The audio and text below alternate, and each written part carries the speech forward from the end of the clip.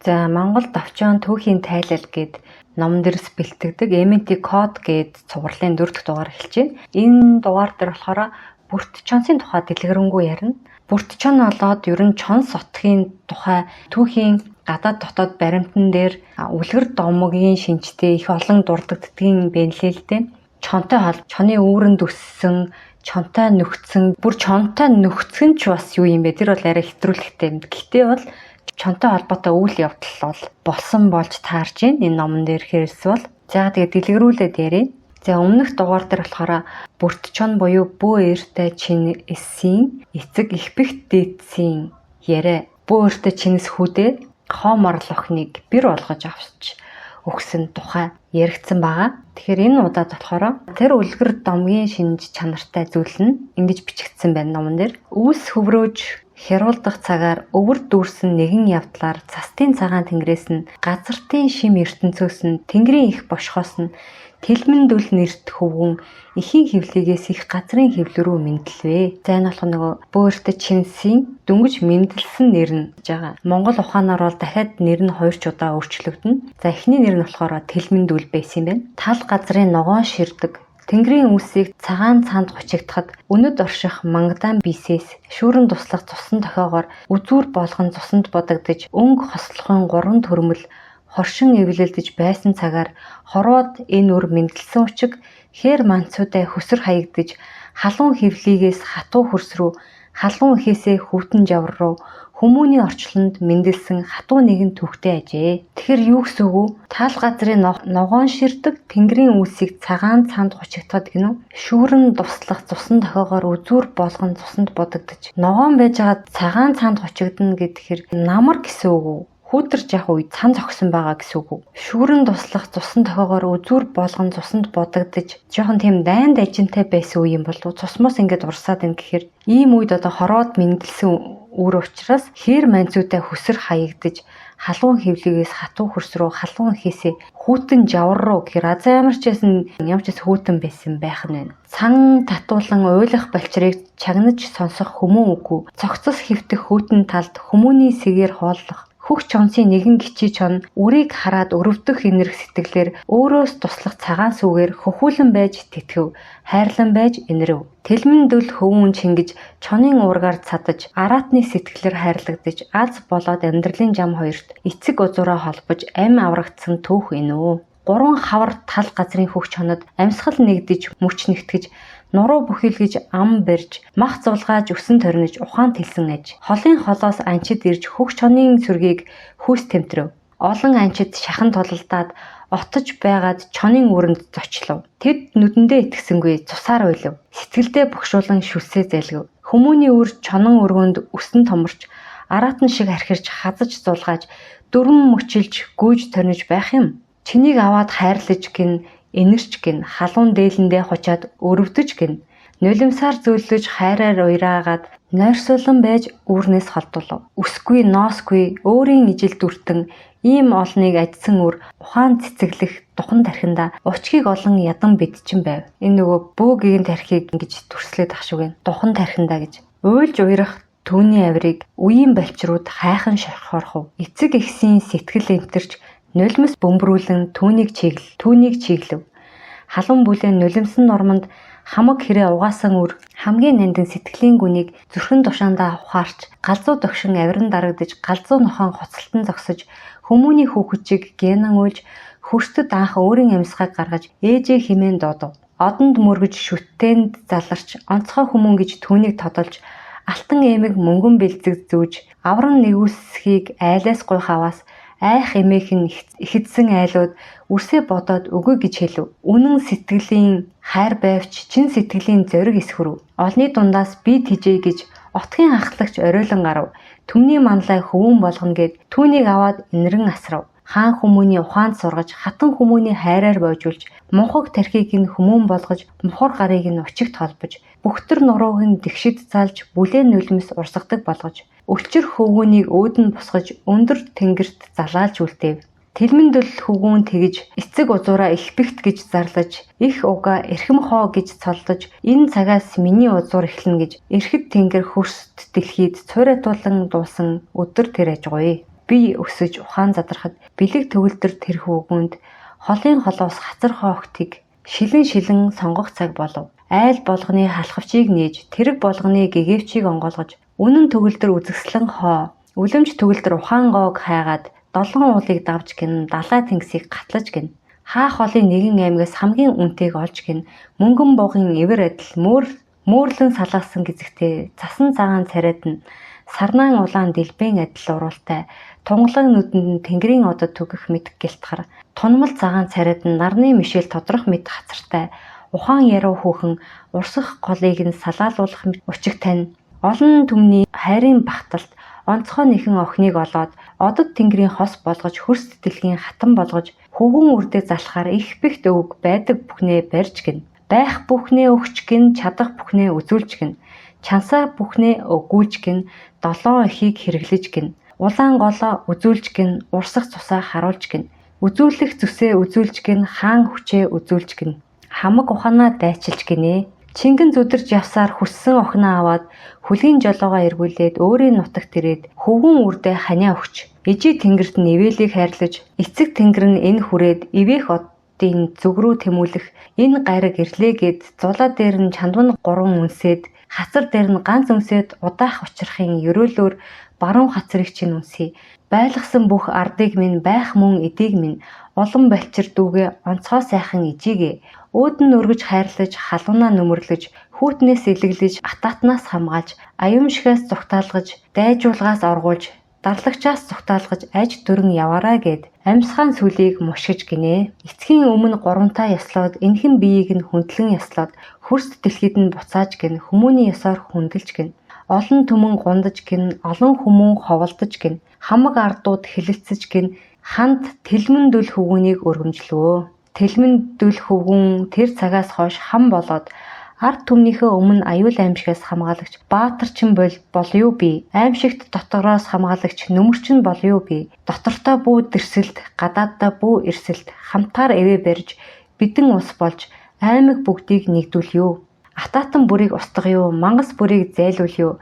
Магад бид үүнийг хүсгэн зөвгээд нэгэн сүлдэн гаргаж бултаар түнд сөгдөж Тэнгэрийн ивэлийг хүсэж газрын чиндад босгоод эв гэрээ химээгээд эрхэмлэн зүүн тийш 3 удаа аялуулж эрхэт нь баруун тийш 3 удаа өрөөгөөд нэгэн судар болгож хилэлцэн бүх үгээ эвлүүлээд хинэн зөрчих аваас тэр сүлдэн өмнө цусаар дахил өргөё химээгээд үүнийг алтан хайрцагт хийж ам тангаргийн гэрээгээд хадгалж гин. Чин цагаас өдөр болоход хүч ихсэж шүн болоход амар амгалан ноёрхож ард түмэн итгэл бадарч туулах газрын хэмжээ ихсэж тунхаглах нэрсийг цорой алдаршаад олон түмэн их узуур гээд онцгой нэгэн хүмүүнд өргөмжилж далай чандаас газрын хөвлийг хүртэл хайхамшигт их газрын хан гээд чонон хөвгүнийг өргөмжилж гин 4 их усын хаанаар тодолж гин энэ биеийг нь мандуулж гин эрхэм хөвгүнийг соллож гинэ. За аянгат удган ингэсэн байна. Бөөртө чинсийн аа болох их бэх дээдэс онгод ярихдаа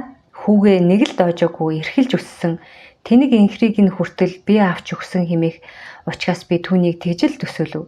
Хааны тэнэг хүү цэцэн ихнэр аваад ухаантай болдог үлгэр бол бөөртөгийнх гэдэл шоолдог байлаа. Гэтэл нэг шөнө унтах гэж байтал нэг онгод дайрч орж ирэв. Хинбэ гэхэд хаан чинь байна гэд байх юм. Хаанхан ямар хаан гэхэд би хаан гэд маш их замтай нэг онгод өөрийгөө танихыг хүсв. Мэддэг хідэн хаата хэлтэл биш л гэд байх юм. Огт таагаагүй учир тэр ууртаагаар би бөөртө чинс байна. Битаа улсын хаан билээ гэд анх ярилцаж байсан түүхтэй. Өмнө чамд 3 таа бууж байсныг санамгүй юу гэж гомдлоо. Нэрэ бүр эрт бараг 3 жилийн өмнө намайг чонын чихмэл авахад ирж амьлуулж байсан хүмүүнийг гинт санав. Мартаж. Би тэр үед балчир байтугай улаан нэлзраа улаач байж тээ. Тэрээр өөртөө холбогдлолтой үлэг гээд саяны үлгэрийг ярьсан байна. Тэгээд бөөртө чин сонгохтой аянгат удганы ярьсан хэсэг яриа байна. За балчир дүл гэдэг нэртэйг нь ухлаа сайхан үлгэр байна. Гэхдээ сонин санагдлаа. Аман яриагаар чон өсгсөн хүүхдийн тухай сонсож байсан. Гэхдээ яг энэ үлгэрийг бол сонсож байгаагүй юм байна гэсэн чинь бөөртө чинс. За ийм хууч ярианаас төрсэн хан ухраас намайг 2 дүлийн эзэн чонон хөвгүн гэж дууддаг юм. Өнөөдөр их бит өвөг хэлж байсан. Чонын сүг олж өвчнөд хэрэглүүл зүгээр гэд чонын сүг хөхөж өснө гэдэг их учиртай байх гэсэн чинь бөрчинс. Ердийн хүмүүнээс төм дахин их эрчим бий тураагддаг. Бөө эрчим их сайтай. Чонын сүг 3 хавар хүртлээ хүртсэн гэхээр ямар тач эгэл хүмүүн шиг биш. Бөө хүмүүн шигч биш гэж энэ өөрийгөө 3 жил чоны өрөнд чонын сууж өссөн гэдэг жбайгаа шүү дээ. Тэгээд өвчин тусна гэж байхгүй. Гэхдээ олигтой ярина гэж байдаггүй. Ямагтаач хоолоо сайн биш. Гэмн нь бол тэр байсан. Уурлахаар яалтчгүй л хуцаад байдаг юм гинэ. Ерөнхийдөө их баргил, царгил хоолойтой. Их чанга дуурна гэхээр хилэн бадраад байна. Аянга дутган гэсэн чинь маш сонирхолтой түүх байна. Тэр дайн босон газар хаягдсан болж таарж гинөө гэсэн чинь өвөг эцэг ингэж ярьж өгсөн гэж байна. Аав ингэж ярьж өгсөн гэж байна. Тэгэхээр эхнэр авахд их асуудалтай байсан байх нь. Ерөнхийдөө миний түүх их алдартай байсан. Бүх отог омог мэднэ. Тиймээс надад халдаж довтлож ойртох эмэгтэй хүмүүс байгаагүй. Би их хожуу эхнэр авсан. 30 гаруй хавартаад гэргитэй болсон. Тэгтээ би аль хизээний хүн гүрний гээд хайсан 4 их отгийн эзэн болоод хан суурийг эцгийнхээ өмнө дэвсэж цагаан эсгийг 7 үе давхарлахаар гавьяа байгуулсан хөвгүүн байсан гэж юм. Хүн гүрний гээж хайсан 4 их отог гэхээр нөгөө дөрвөн дугаарууд дээр хэлсэн байгаа. Чонос, нохос, буг шүтэг, хоёрын навагтан тэгээд ихэрс гэд бас байгаа те. Энэ хідэн отгийн эзэн болоо те хан суурийг эцгийнхээ өмнө дэвсэж цагаан эсгийг 7 үе давхарлахаар гавьяа байгуулсан байсан гэж байна. Ир Баатар гэхээр хүмүүн бүхэн ойлгоод байгаа хэрн Аратан гээд хавтах ойртох хүүхэн байгаагүй гэж байна. Одоо нөгөө чоны өрөнд өссөн болохоор Аратан гээд ойртох хүүхэн болтоогүй гэж байна. Тиймээс миний домгийг мэдэхгүй газраас гэргээ авахаас өөр арга байгаагүй гинэ. Хойн буг шүтдэг хойн авагчин болохоор бүр говийн тэмд штэ. Говийн хойгуур нутгалдаг гэж байгаа. Их баг газрын чулуу гэлүү тэр хавар. Тэгэхээр бас нэлээд хол газраас эхнэр авсан. Тэгээд тэр нь тэхээс өөр аргагүй байсан болж таарж байна. Тиймээс хүүхд толботны хязгаараас гэргээ авсан гинэ нэлээд юм захын аймгаас гэсэн үг юм байна. Тэгэхгүй бол ойр хавьдаа эзэлсэн улстай Аратан нэртэй байсан юм. Тэгэхээр энэ бол чонын домбог юм аа гэж байна. Таныг хүмүүс шиг өсгөх гэж бэгт өвөг маш их хичээл зүтгэл гаргасан байна да гэсэн чинь хүмүүс шиг өсгөөгүй. Мэргэд шиг болгож өсгсөн. 13 хавартаад минь эцэг минь улсын мэрэгдүүдийг надтай цэц булаалдуулж наадгаа наадуулдаг байсан. Тэр болгонд нь мэрэгдүүд толгоогоо бариад гардаг байсан гэж ойлгодог. Ингэтэл сургаж чадна гэдэг их тустай эцэг, жинхэнэ эцэг болно. Миний ухааныг их бэгт эцэг төрүүлсэн юм. Нэг учигтаа би байгалийн чонон амтан, нөгөө учигтаа би хамгийн дээд мөргөний хөвгүүн гэж байна. Мэргэн гэд бид нар одоо яриад байдаг. Дээр үеийнхаа хэллэгээр бол мөр гүн гэсэн хоёр үгнээс бүтсэн мөргөн гэж ярьдаг байсан билээ. Гэтэл энэ түүхийг бид яагаад ингэж тодорхой мэдэхгүй өнгөрсөн бол гэсэн чинь ам дамжигдан ам дамжигцаар хамгийн бүдэг босон тэрэ гэж байна. Ямар ч байсан хээр талд чон хүүхэд өсгсөн гэдэг яриа бол энэ тийм сонсогддог байсан гэхэд бүрт чинс тийм үзэгдэл байдаг юм. Аратан дотроос хамгийн нинжин сэтгэлтэй амтан бол чон. Тиймээс гээсэн хаягдсан хүүхэд чонын хоол болдоггүй. Чонын өргөнд аж төрдөг юм. 3 хавар хүртлээ гэхээр та тэр үеийнхаа дурсамжийг санах уу гэсэн чинь саннаа гинэ. Миний байгалийн зүүн чадамж маш сайн. Би хүмүүнийг 7 уулын наанаас үнэрлэж мэднэ. Чон ихэн ингэж сургадаг уу гэсэн чинь тэгдэгэ гэж байна. Би шүн маш сайн, илүү сайн хардаг. Тэгэхээр эн чинь бүү чадамж нь болоод байгаа юм. Би бас маш шазууртай. Би авыг гиснээ авдаг, дарыг гиснээ дардаг. Тийм л хөвгүн. Надад хүмүүнээс ялгарах чадамж нь энэ 3 байна. Тэгээд их бэгт эцгийн ачаар би хинтээж зүрлэхээргүй ухаантай болсон. Гэхдээ эцгээ бол барахгүй. Үрд мөнх би түүний мухагхан өршүүдээ. Аянга дутангаа ингэж тайлбарсан байна. Их бэгт дээдээс хам байх үед бас л ата жөтөө асар их тэмцэл дунд л амьдарч явсан бөгөөд түүний татвар эмээс төрсэн үрийг нялхт нь хулгайлж алга болгосон бөгөөд сүлд чоны үрээс олсон гэж ярьж байсан юм гинэ. Маш их дайтаж амьдарч байсан тухайга хуучилдаг. Бөөртө чинсэн эцэг бол ард олон болон үлгэр домогт суутай хаан гэж алдарсан их бэгт дээдс билээ. Тэрээр маш хөгжилтэй, маш сахилгагүй, тэнгэртэй цөөвөр чон хочтой, түүнийг мэддэггүй, онгод үгүй, тийм л алдартай сахилгагүй онгод аж гэж байна. За тэгэхээр хэрвээ улаач бөө нар сонсож байгаа бол те их бэгт дээдс гэд онгодыг өөрийнхөө өвөг дээдсийн онгодоос асуух юм бол таньж мэдхээр юм байна. Таньдгүй онгод байдаггүй гэж шүү. Мөн зотон янтуу нэрээр нь сайн мэднэ гинэ. Зотон янтуу эсвэл их бэгт дээдэс эсвэл цөөвөр чон гэдэг нэрээр асуух юм бол таньж мэдхээр л юм байна. Хин хэнийг учруулж хаанаас ямар шидийг олж холин ямар шидтэй үр болгож мэдлүүлэх вэ гэх туршилтуудыг хийн тэнгэртэй гүйхэж. Тэрээр хүүхд толботон бүрийг Чингис болгох туйлын хүсэлтэй. Их бэгт өвөг хан байхдаа 1800 бөөг зэрэг бүүлүүлэн байж 99 тэнгэрийн наривчилсан мэдээлэл байршил мэдлгүүдийг цэгцэлсэн гавьяатай улаач байжээ. Өмнө нь 99 тэнгэр гэж байдаг тухай мэддэгч үүнийг цэгцтэй оруулаагүй байж. Дахин тэднийг цуглуулan цааш судлах байсан ч дайны улмаас тасалдсан гэдэг.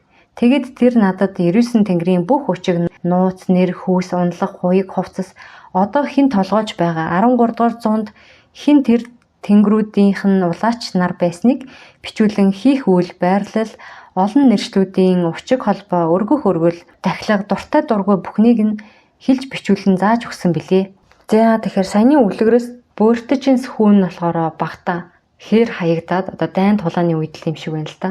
Тэгээд 3 жилийн турш чоны өрөнд чоны сүү хөхж өссөн байх нэ гэж ойлгож байна. За тэгээд энэ номны нэлийн хойд хэсэгт нь Бүрт Чонсын тухай энэ болохоор нөгөө монголчуудын одоо бид нар ч нөгөө онголдог гэж ярьдаг штэ. Хаадын онгон гэд хаадын буш бунхан гэх юм уу.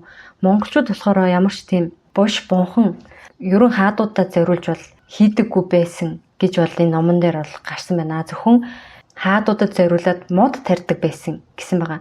Тэр тарьдаг газар нь энэ номон дээр бол бичигдсэн байгаа. Гэхдээ энийг хойно яг тухайн үед нь дэлгэрүүлж ярий.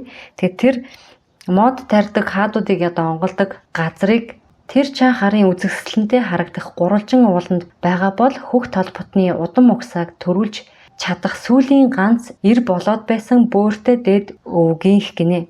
Хүүхд толботны удам угсааг төрүүлж чадах сүүлийн ганц ир болоод байсан гэд энэ дэр тодтогдсон байгаа байхгүй юу.